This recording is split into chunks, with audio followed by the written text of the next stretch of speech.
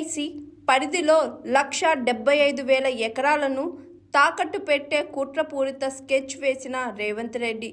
నా దగ్గర నిర్దిష్టమైన ఆధారాలు ఉన్నాయంటున్న బీఆర్ఎస్ ఎమ్మెల్సీ కవిత.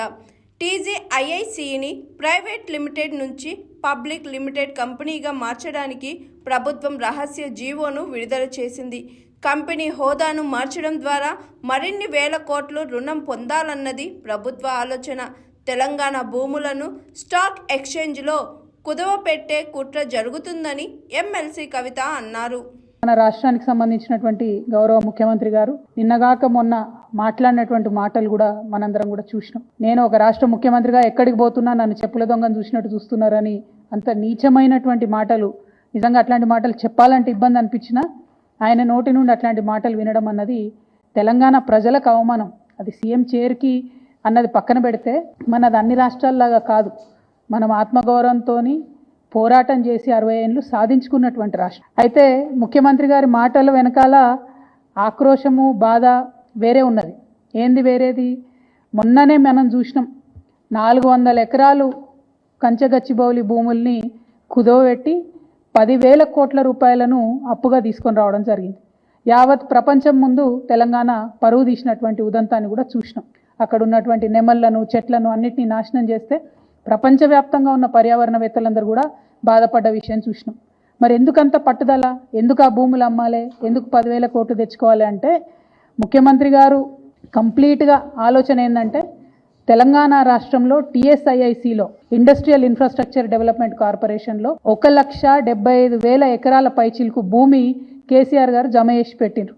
కేవలం హైదరాబాద్లో కాదు, జిల్లాలలో ఉన్నటువంటి అన్ని కేంద్రాలలో కూడా ఫ్యూచర్లో ఇండస్ట్రియల్ ఎక్స్పాన్షన్ కోసం అని చెప్పి టీఎస్ఐఐసిని ఒక స్ట్రాంగ్ పవర్ఫుల్ ఎంటిటీగా తయారు చేసి పెట్టిండ్రు. ఇవాళ రేవంత్ రెడ్డి గారి కుట్ర ఏంటంటే ఆ భూములన్నింటినీ కూడా కుదవబెట్టాలి. కంచెగచ్చిబౌలి శాంపుల్ మాత్రమే 1,75,000 ఎకరాల తెలంగాణ వ్యాప్తంగా ఉన్న భూముల్ని కుదవబెట్టడానికి ఒక మంచి కుట్రపూరితమైనటువంటి స్కెచ్ రేవంత్ రెడ్డి గారు తయారు చేసుకున్నారు. ఇవాళ నా చేతిలో ప్రభుత్వం ఇచ్చినటువంటి జీవో నంబర్ 12 ఉన్నది. GO number 12. ఈ జీవో ఏప్రిల్ 11వ తారీఖున ఇచ్చిరు ఈ సంవత్సరంలో. కానీ ఇది మీకు ఎక్కడ ప్రభుత్వ వెబ్సైట్లో కనబడదు, ఇండస్ట్రియల్ ఇన్ఫ్రాస్ట్రక్చర్ కార్పొరేషన్ వెబ్సైట్లో కనబడదు, ఎక్కడ కూడా కనబడదు. ఎందుకు ఇంత రహస్యం? ఎందుకోసం దాచిపెట్టినరు? ఏమున్నది ఈ జీవోలా? ఇది చెప్పడానికే నేను ఇవాళ తెలంగాణ ప్రజల ముందుకు రావడం జరిగింది. ఈ జీవోలో ఏం చెప్తుందంటే ప్రభుత్వము ఇప్పటి వరకు Telangana state industrial infrastructure corporation అనేటటువంటిది ఒక ప్రైవేట్ లిమిటెడ్ కంపెనీగా ఉన్నది. ఇప్పుడు దాన్ని రేవంత్ రెడ్డి గారి ప్రభుత్వం నిర్ణయం తీసుకొని పబ్లిక్ లిమిటెడ్ కంపెనీ కింద మార్చడం జరిగింది. మరి ఏం మార్పు వస్తుంది ప్రైవేట్ లిమిటెడ్ కంపెనీ నుంచి పబ్లిక్ లిమిటెడ్ కంపెనీ చేస్తే అంటే ఇంకా 1,000 కోట్లు ఎక్కువ రుణాలు తీసుకొచ్చేటటువంటి అవకాశం ఉంటుంది. మొత్తం తెలంగాణలో ఉన్నటువంటి 1,75,000 ఇండస్ట్రియల్ ఐడెంటిఫైడ్ భూములు ఏవైతే ఉన్నాయో వాటిని అన్నిటినీ కూడా స్టాక్ ఎక్స్చేంజ్లో కుదవబెట్టేటటువంటి అవకాశం వస్తుంది. అందుకోసమే ప్రైవేట్ లిమిటెడ్ కంపెనీ ఉన్నటువంటి టీఎస్ఐఐసిని ఇలా పబ్లిక్ లిమిటెడ్ కంపెనీగా రేవంత్ రెడ్డి గారు మార్చడం జరిగింది. మార్చడంతోనే దీంట్లో ఏమొచ్చింది? ఇదే జీవోలో చెప్తారు. మార్చుతూ వాళ్ళు నిర్ణయం తీసుకుంటే ఏమొచ్చిందంటే the company got listed on 11/12/2024 at National Stock Exchange and the company status got change to high value debt listed entity. అంటే హై వాల్యూలో డెట్ తీసుకోవడానికి, అప్పులు తీసుకోవడానికి, 1,000 కోట్ల అప్పులు తీసుకోవడానికి ద్వారాలు తెరిచినటువంటి ప్రభుత్వం, కాంగ్రెస్ ప్రభుత్వం తెరిచినటువంటి ముఖ్యమంత్రి గారు రేవంత్ రెడ్డి గారు.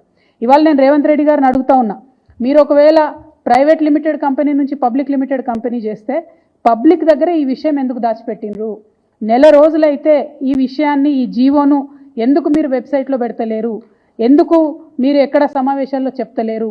Private limited to public limited చేయడానికి మీరేమైనా నిపుణుల కమిటీ వేసిండ్రా? ఎందుకోసం తెలంగాణ భూములన్నీ తీసుకుపోయి స్టాక్ ఎక్స్చేంజ్లో కుదవబెడుతున్నారు? స్టాక్ ఎక్స్చేంజ్ మన చేతిలో ఉంటుందా? దానిలో ఒకసారి లాభాలు రావచ్చు, ఒకసారి నష్టాలు రావచ్చు. ఒకవేళ నష్టం వస్తే తెలంగాణలో మనం జమ చేసి పెట్టుకున్నటువంటి 1,75,000 ఎకరాలు వాటి భవితవ్యం ఏంటిది? మన పిల్లల భవిష్యత్ ఎట్లా? రేపు ఎవరైనా కొత్తగా పెట్టుబడులు పెడతామని వస్తే వాళ్ళకి ఏం భూములు ఇస్తాం, మనము ఎట్లా ఫెసిలిటీస్ క్రియేట్ చేస్తాము?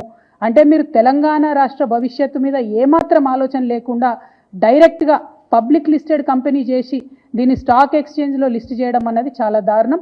ఈ విషయాన్ని ప్రజలకు చెప్పకపోవడం అన్నది మరింత దారుణం. నేను ఇవాళ ప్రశ్నిస్తా ఉన్నాను, మీరు ఎందుకు ఈ మార్పు చేసిండ్రు? మార్పు చేసినట్టయితే ప్రజలకు ఎందుకు చెప్తలేరు? ఇంత రహస్యం ఏమున్నది ఈ జీవోలో అన్నది అడుగుతా ఉన్నాను. హాయ్ ఎవ్రీవన్, నేను మీ Pavani. Please like, share and subscribe GRTV. Hi, I'm Jyoti Singh. Please like and subscribe GRTV channel. అందరికీ నమస్కారం. నా పేరు Sambit. Please like and subscribe GRTV. Thank you.